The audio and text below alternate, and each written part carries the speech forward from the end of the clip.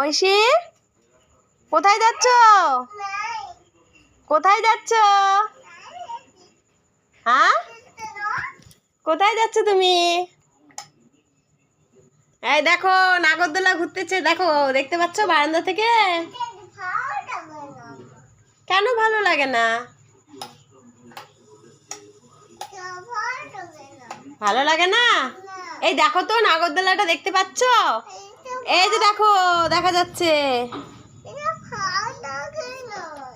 আসো তো, আসো, ঘরে যাবো, আসো।